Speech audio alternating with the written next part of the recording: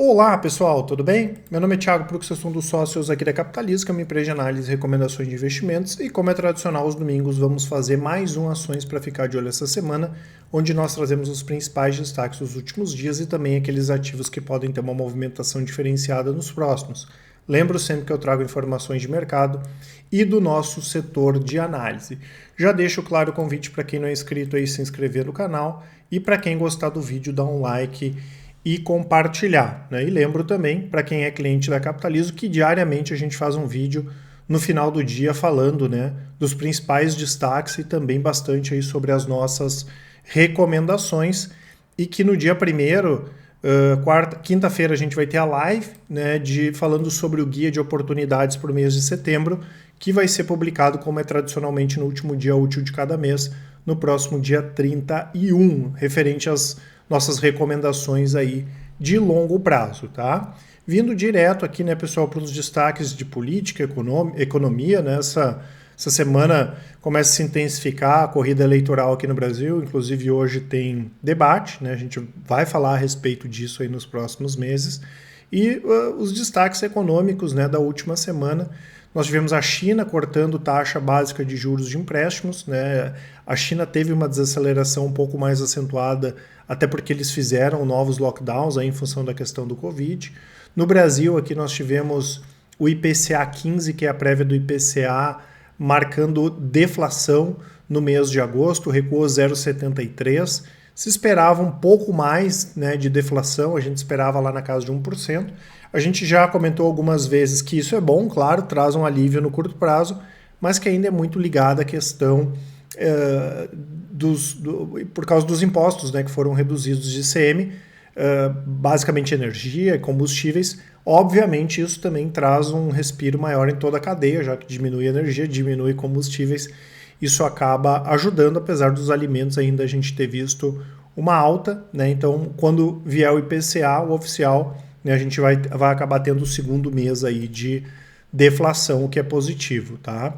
Nos Estados Unidos, né, pessoal, nós tivemos a divulgação do PCI, que é o Índice de Preços de Gastos com Consumo, que subiu 0,1, veio melhor do que o esperado, né? O mercado esperava que a inflação ao consumidor ela subisse mais.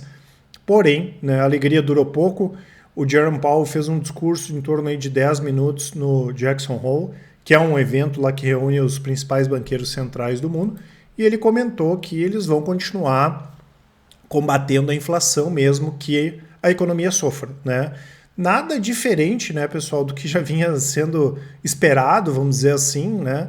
Mas como a reação dos mercados foi mais negativa, daí a gente usa isso, né? Abre a gavetinha de notícias ruins e comenta que isso aqui foi o que acabou puxando mais os mercados. No nosso entendimento, nada novo aqui, mas enfim, né? O fluxo ele é mandatário no curto prazo. A bolsa lá nos Estados Unidos acabou caindo muito forte, né? Mais de 3% na sexta. Aqui no Brasil acabou segurando mais, e essa deve ser a tônica aí da próxima semana, né? O mercado muito preocupado com essa questão aí da inflação, principalmente nos Estados Unidos, já que na Europa degringolou de vez, né? A gente pega energia, gás, aí a situação está bastante complicada, tá? Aqui no Brasil, né, pessoal, nós vamos ter a divulgação do PIB do segundo trimestre, a gente espera pelo menos uma alta aí de 1%, e aqui nos Estados Unidos, né, o principal indicador da semana, o payroll, que é divulgado pelo Departamento de Trabalho dos Estados Unidos e vai indicar a criação aí de vagas, né? Então, na sexta-feira pela manhã, ele costuma trazer bastante volatilidade esse indicador, tá? O mercado, né, pessoal, subiu aqui no Brasil, foi na contramão dos principais mercados, subiu 0,72 no ano, sobe 7%. O S&P em reais, né, que é afetado com a baixa aí do dólar, caiu quase 6%, no ano cai 23%, o dólar caiu 2,2%, no ano cai 14%, o IFIX subiu 0,6%, no ano sobe quase 5%, e o Bitcoin caiu, né, na semana passada 2,7%, no ano cai quase 60%. Nesse momento aqui os principais índices futuros estão em baixa, né? O S&P está com uma baixa aqui de 0,80 e o Dow Jones com uma baixa de 0,65. Claro que tem muita água ainda para rolar, né, até os mercados abrirem, mas indicando uma abertura negativa aí dos mercados, tá? Em relação às nossas posições aqui, né, pessoal, de médio e curto prazos, o Ibovespa permanece com tendência de alta no curto prazo.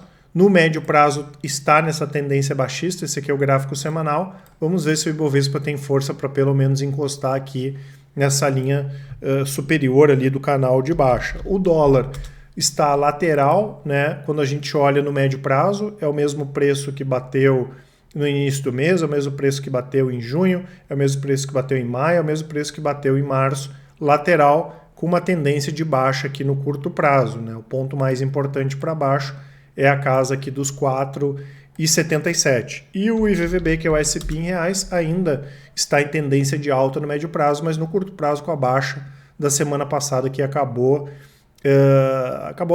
terminando essa tendência de alta aqui no curto prazo, mas no médio prazo ainda segue em tendência de alta. Vamos ver como o mercado se comporta na próxima semana. Eu vou deixar para vocês, como sempre, os nossos relatórios de performance, que tem todas as nossas estratégias aqui. E pensando com uma visão mais de médio e curto prazo, a gente tem desde o day trade, o rastreador, long short, opções, swing trade. Para conhecer qualquer uma das estratégias é só clicar, por exemplo, aqui o rastreador.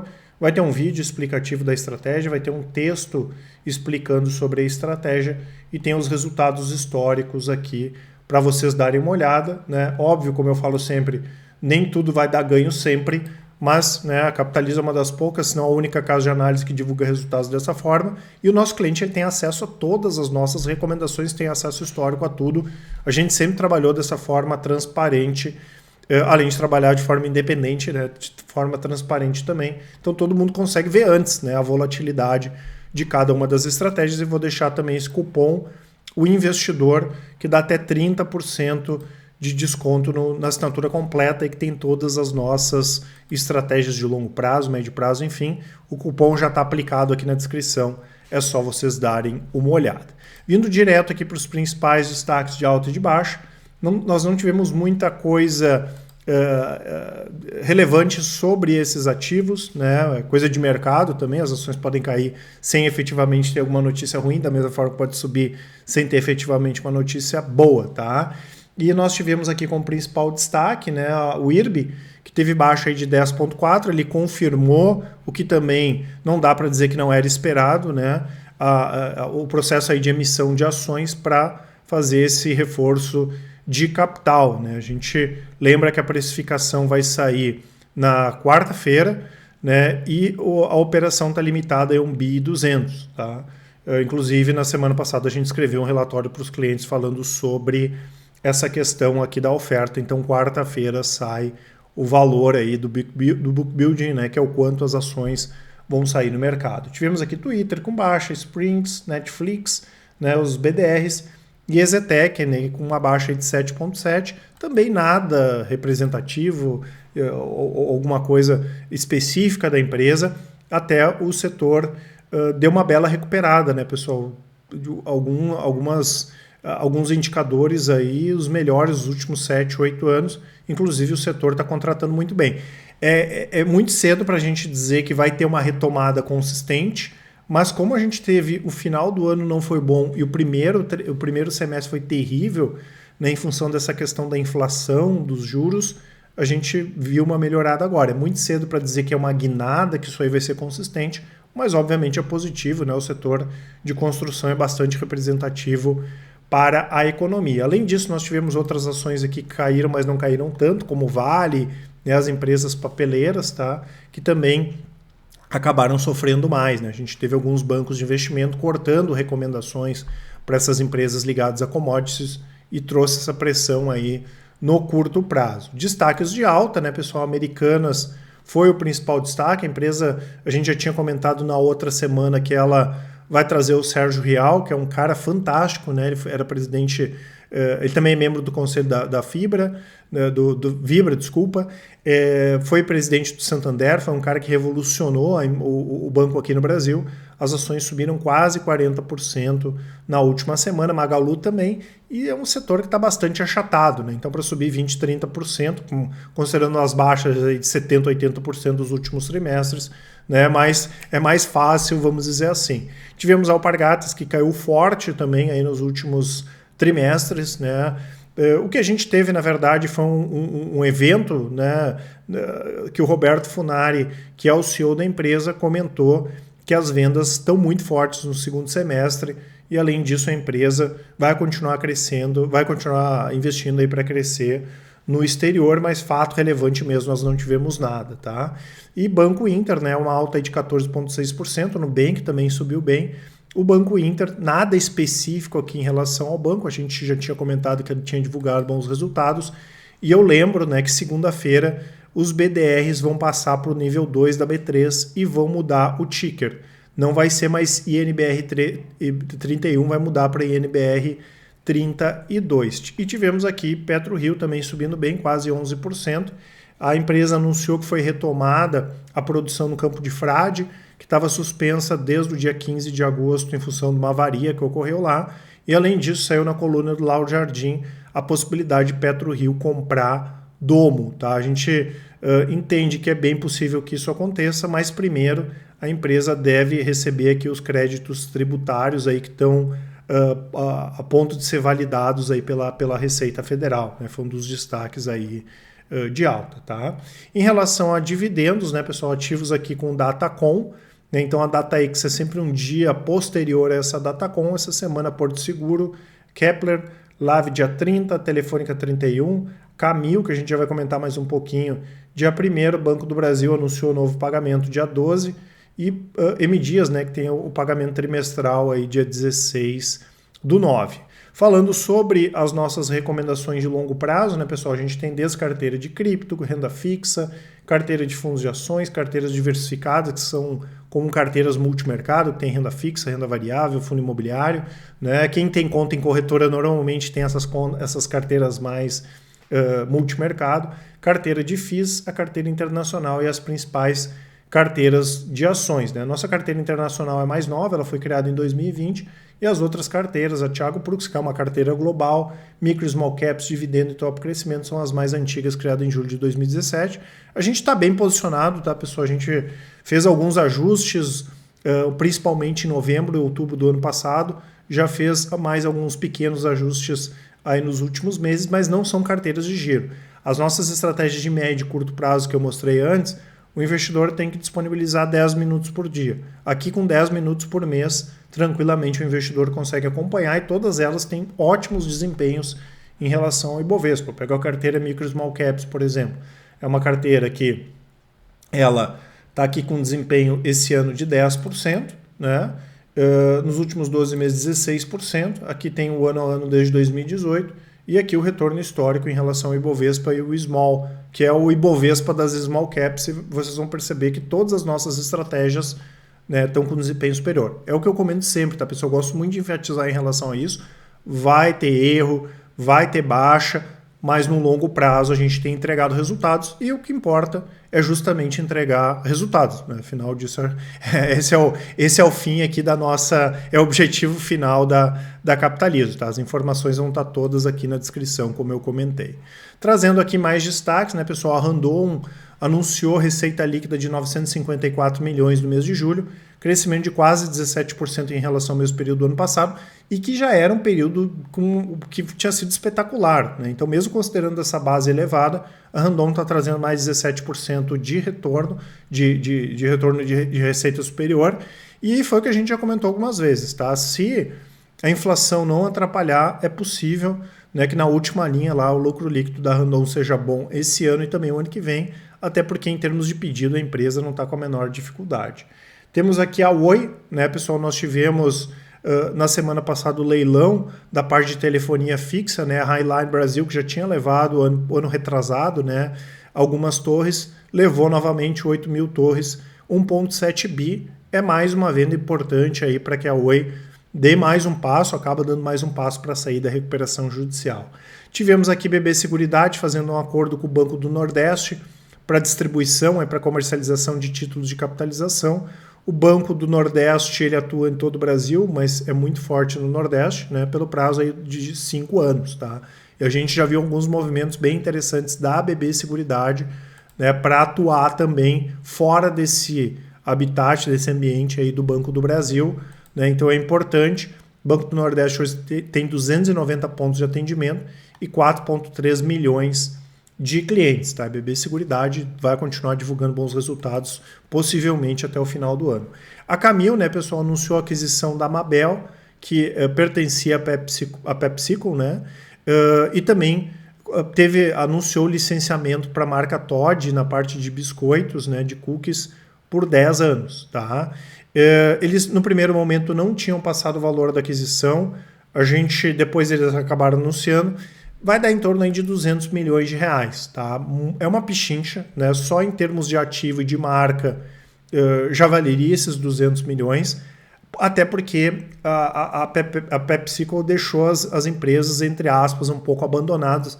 Já vinha tentando fazer a venda da Mabel, e a gente já comentou algumas vezes, né, pessoal? Controlador que não está com certeza se quer ficar com a empresa ou não, acaba atrapalhando o processo de crescimento da empresa, então as empresas estagnaram. Né, o que a gente já comentou várias vezes aqui sobre o grupo Cassino com Pão de Açúcar.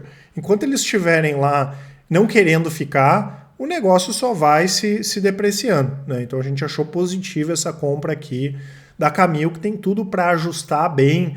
Né? Eles passaram alguns números, a gente calculou aqui que eles podem, ajustando bem o negócio, trazer até R$1 bilhão de receita anual, né, com esses dois novos negócios. A Mabel está dando em torno de 460, 470 milhões, então seria bem interessante, fora que eles têm uma participação grande nessa parte de biscoitos. Né? Você pegar biscoitos e bolacha aqui, Mabel tem em torno aí de 7% de market share. A Wiz aqui, né, pessoal, anunciou mais um negócio, né, a subsidiária dela, a Wiz Consegue, que é a parte de corretora de seguros, fez a compra aí da participação na Trombini, que atua com exclusividade na comercialização de produtos de seguridade nas concessionárias Lelac aí pelo prazo de 10 anos. A Lelac tem 11 concessionárias de marca Jeep, Citroën, Peugeot e Hyundai, com atuação aí no estado do Paraná. Mais um negócio, né? A Wiz vem fechando vários negócios já há algum tempo, né? Principalmente para não depender muito da caixa. Tem risco? Tem, né, pessoal? Até porque a gente vai ver efetivamente se todos esses negócios aqui vão dar certo ou não daqui a algum tempo. E não são todos que vão dar certo, mas até agora, né, esses que já tem mais algum tempo, que já estão um pouco mais maturados, a gente vê que é claro, né, que ajuda bastante os resultados, até porque a Wiz tem, né, todo esse conhecimento, principalmente para a parte de comercialização de seguros. E normalmente, como essas empresas aqui não atuam ou não atuam de maneira correta, né, o impacto da Wiz fazer esse tipo de negócio aqui é bastante grande, então mais um negócio positivo para a Wiz. Nós tivemos aqui o Bradesco, né, pessoal, anunciando a aquisição do Sofipo, que é uma instituição financeira que atende pessoas físicas no México, e dessa forma o Bradesco vai poder atuar com outros produtos, né, vai poder distribuir novos produtos no México. Inclusive, né, o objetivo do Bradesco, quando a gente pega, por exemplo, a parte de cartões de crédito, é estar entre os maiores emissores nos próximos 5 anos. Tá? Aqui no Brasil não tem muita possibilidade de crescimento nesses mercados, né, pessoal? Se o Bradesco quiser crescer, o Itaú também vai ter que crescer em outros mercados. O Itaú recentemente fez a compra da Avenue, corretora, né? E tem sempre essa possibilidade de crescimento no exterior. Os bancos já têm atuação fora do Brasil, né? Eles podem acelerar isso aí também, levar, né, toda essa forma que eles trabalham aqui no Brasil em outros países que têm economias relativamente parecidas, como outras economias da América do Sul e também o México. Tá? Então é interessante sim, nesse sentido mesmo que, claro, considerando todo o resultado do Bradesco ainda seja pequeno no todo. Tá? Nós tivemos aqui a Usiminas, né, pessoal, informando a elevação de projeções de investimento em reformas e reparos. Na Coqueria 2, na usina de Ipatinga, os valores para reparos emergenciais chegam a 1,1 bi, vai ser utilizado basicamente o ano que vem, em 2024, e além disso eles voltaram a elevar os valores previstos para a reforma do Alto Forno 3, também da usina lá de Ipatinga, né, para 2,7 bi, mais 600 milhões acima do último anúncio que já tinha sido revisado. Então o que isso mostra, né, pessoal? Claro que a gente tem o efeito da inflação subindo, né? Isso é terrível, né? Os custos aumentando, quem precisa gastar vai gastar mais, mas também um claro erro aqui, né, em previsão orçamentária da Usiminas. Então é um misto dos dois. Erro de previsão de orçamento e também nessa questão da inflação, notícia negativa aí para a Uzi Minas. Tivemos aqui o Itaú, né, pessoal, anunciando mais um programa de recompra de ações. Dessa vez, nos próximos 12 meses, eles esperam recomprar até 75 milhões de ações preferenciais de TUB4 que estão no mercado, né? E eles podem, posteriormente, é o que deve acontecer, cancelar essas ações, diminuir a quantidade de ações que tem no mercado. É bom para o investidor porque ele acaba tendo uma participação maior e o seu dividendo, né, quando ele recebe, acaba sendo maior nesse sentido também. Tá? E nós tivemos algumas notícias setoriais, né, pessoal? Primeiro, sobre o setor petroleiro, a gente continua gostando, né, do setor de petróleo. O Jean Richard, que é o presidente da OPEP, né, disse que uma recente proposta do ministro de Energia saudita de considerar cortes na produção, né, diante a volatilidade. Aí quando a gente fala volatilidade é baixa, né, o cara está falando de volatilidade porque o preço do petróleo caiu um pouco, né, tá em linha com os objetivos deles. Então o que eles estão querendo dizer, né, pessoal? Que quando o preço do petróleo cair, eles vão cortar a produção para segurar o preço, né? A gente entende que essa não é a questão principal. A questão principal que a gente já fala aí desde 2020, que não tem investimento para aumentar a produção no longo prazo, né? O potencial de oferta, né, ele cada vez diminui mais, porque as coisas, entre aspas, elas vão ficando sucateadas, né? Não é de uma hora para outra que vai sair um monte de investimento para aumentar aí a produção. E mesmo com toda essa situação que a gente viu na Europa e nos Estados Unidos dos preços subirem, a gente não viu um movimento forte das empresas para aumentar a produção. Tanto que as empresas petroleiras grandes americanas nunca ganharam tanto dinheiro. A Saudi Aramco nunca ganhou tanto dinheiro. Então eles sentiram um gostinho bom, né, e vão toda vez atuar nesse sentido. Até porque eles estão conseguindo vender. Se eles não tivessem conseguindo vender, daí era outra história, né? Inclusive, na semana passada, voltou a cair os estoques nos Estados Unidos. Claro que o preço ele não vai subir reto, também não vai cair reto, né? Existe essa volatilidade de mercado. Não dá para ficar indo, a gente já comentou algumas vezes atrás, de quem diz, vai para $300, vai para $10. Não dá para ir por esse tipo de exagero, mas a nossa tese é que ela permanece intacta, a gente continua gostando das empresas petroleiras. Tá? Aqui no Brasil, a Agência Nacional de Energia Elétrica, a ANEEL, anunciou uma série de reajustes em tarifas em pelo menos 9 distribuidoras em 7 estados, e dependendo do reajuste pode chegar até 32%. Né? Quais são as empresas que já vão se beneficiar disso? Equatorial, Energisa, Celesc e Neo Energia. E aqui também, né, pessoal, a gente já comentou algumas vezes que o principal risco do setor elétrico é o quê? Ingerência. A ingerência ela não está acontecendo e a gente acabou de maneira acertada, tirando não, porque a gente não teve na carteira de dividendos nunca, mas não colocando empresas de saneamento e colocando mais empresas do setor elétrico na carteira de dividendos, porque a gente tinha, né, já entendia que poderia acontecer isso, né? E foi o que acabou acontecendo. O setor de saneamento está sofrendo demais e não tem aumento de tarifa. O setor elétrico não está sofrendo e tem aumento de tarifa. Então é bastante positivo nesse sentido. E a gente comenta também, tá? Cuidem quando as pessoas começam a falar a ação do setor elétrico está caro,